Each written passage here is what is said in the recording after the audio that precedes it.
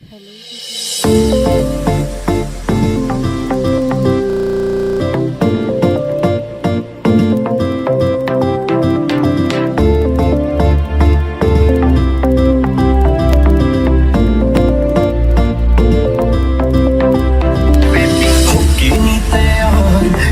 ਚੱਲੀ ਕਰ ਤੂੰ ਬਾਹਰ ਤੈਨੂੰ ਕੀ ਦਾ ਇੰਤਜ਼ਾਰ ਬੇਬੀ ਗਰਲ